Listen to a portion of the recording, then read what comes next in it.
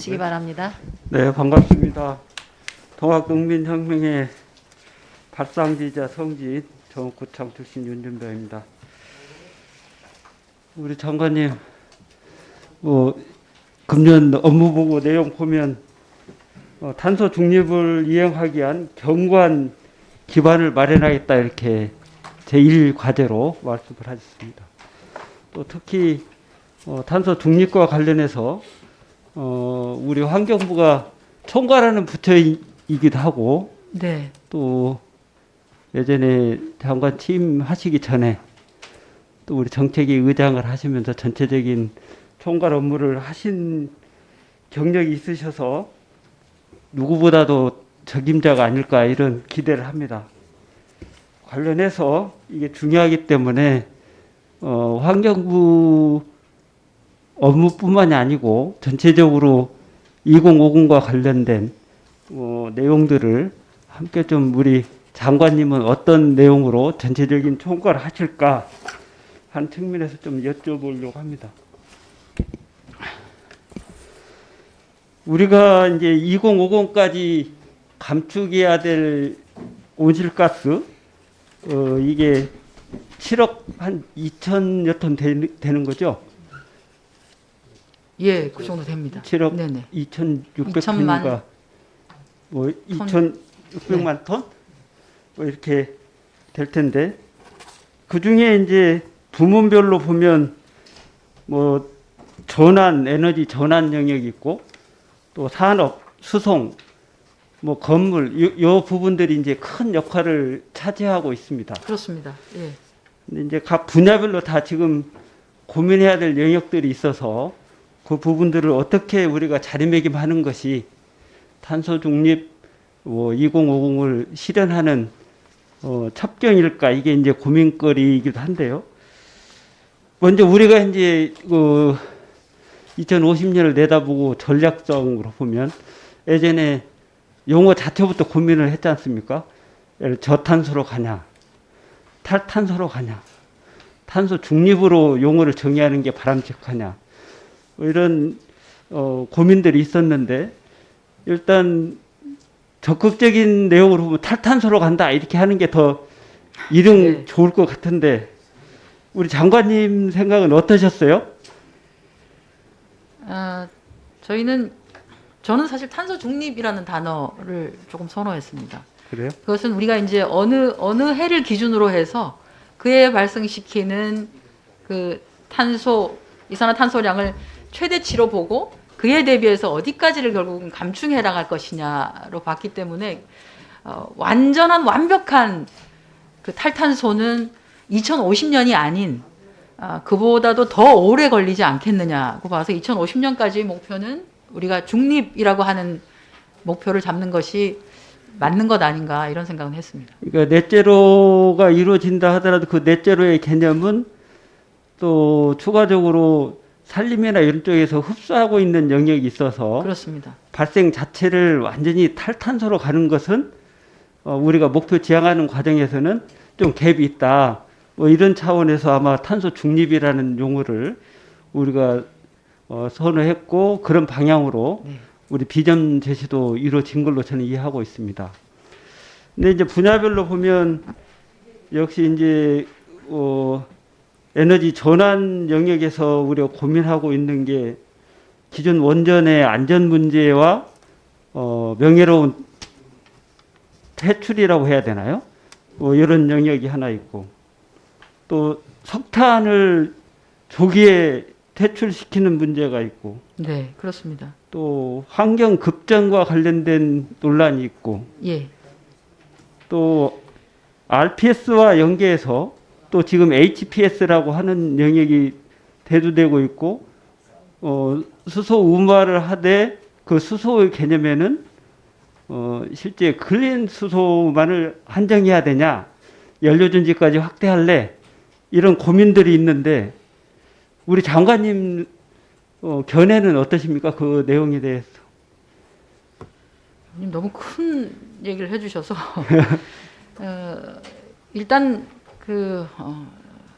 탄소, 그러니까 배출시키는 이산화탄소의 양을, 사실 뭐 온실가스는 이산화탄소 말고도 많습니다만 우리가 지금 이제 집중하고 있는 건 이산화탄소 부분이니까요. 이산화탄소 양을 줄이는 데 있어서 가장 큰 발생원이라고 할 수 있는 게 결국은 이제 화력발전소, 특히 석탄 화력발전소가 해당이 되기 때문에 석탄 화력발전소의 명예로운 퇴진 또는 퇴출과 관련한 부분은 단지 우리나라에만 국한된 것이 아니라 전 세계가 동일한 잣대를 가지고 지금 굉장히 속도감 있게 진전을 벌이고 있습니다.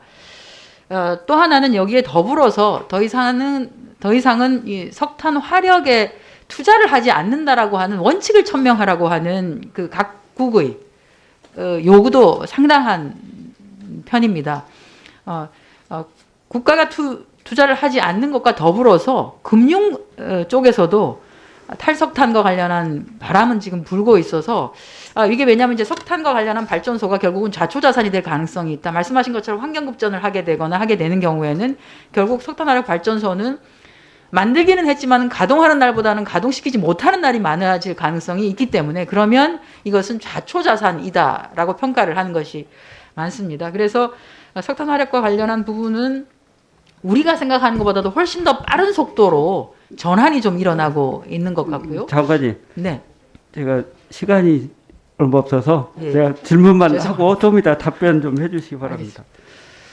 그다음에 산업 분야에서는 이제 한전의 전력망 중립과 관련된 문제에 대한 고민이 좀 있고요.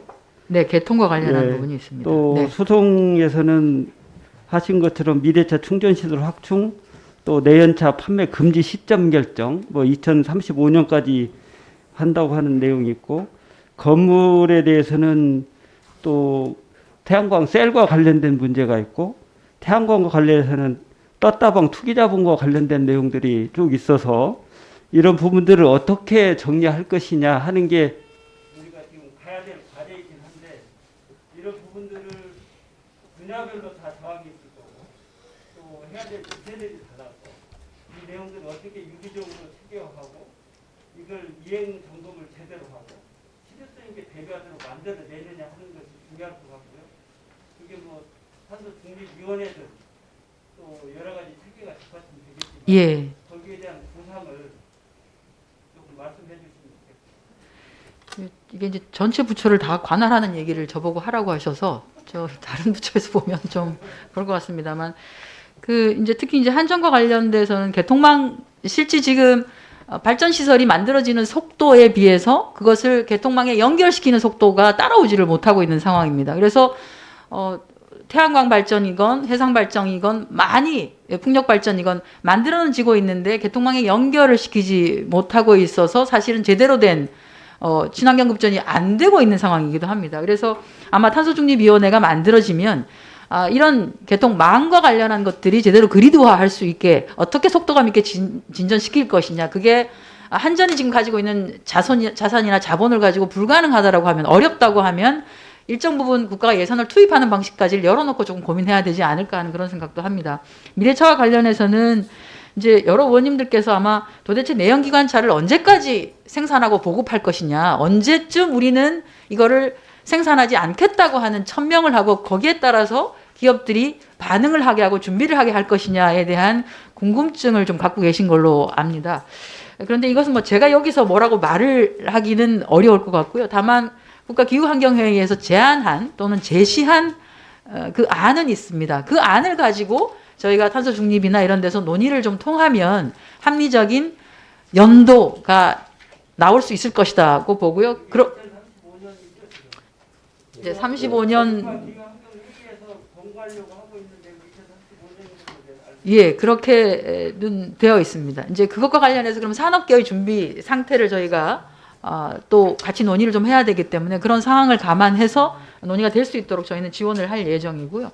건물의 경우에도 이제 지금 사실 우리는 뭐 산이 많고 사실 평지가 별로 없기 때문에 도심에 있는 고층 건물을 활용할 수밖에 없습니다. 그런데 지금 이제 우리가 그 결정질형 그 태양광의 경우에는 무게도 무겁고 실제 차지도 많이 하는 데다가 설치할 수 있는 여력이 있는 공간이 그렇게 없습니다. 도심 내에는 딱 지붕 정도밖에 안 되는데, 그래서 우리나라 같이 조금 특수한 경우에는 그게 아니라 건물 자체를 발전 시설화하는, 그러니까 BIPV 또는 뭐 BAPV 같이 해서 방막형이라든지 이런 것들을 조금 더 기술 개발을 하게끔 해서 건물 자체가 자가 발전 시설이 될 수 있게끔 하는, 오히려 고층 건물들이 많기 때문에 훨씬 더 유리할 수도 있다고 봅니다. 그리고 망을 연결하는데도 훨씬 수월할 수 있다. 왜냐하면 어디서 멀리서 끌어오는 것이 아니기 때문에 이런 것까지를 열어놓고 저는 중립이나 이런 데에서 전체적인 전환과 관련된 에너지 전환과 관련된 부분에 있어서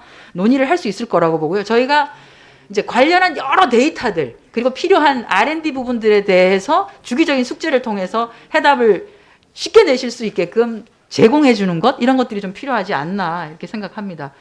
뭐 그렇게 한다고 하면은 이게 2050년 넷제로라고 하는 게, 탄소 중립이라고 하는 게 불가능한 목표이지만 반드시 가야 할 길이라고 하는데, 그 가야 할 길에 있어서 어느 나라보다도 빠르게 속도감 있게, 그리고 관련된 업계에 종사하시는 분들의 새로운 일자리가 만들어지는 한편으로는 또 사라지는 일자리가 있으니 그런 분들을 제대로 또 전환시킬 수 있게 하는 것까지를 한다면 뭐 좋은 내용으로 다른 나라들이 보기에 굉장히 빠른 속도로 대한민국이 가고 있다라고 하는 평가를 해줄 수 있지 않을까 이렇게 봅니다.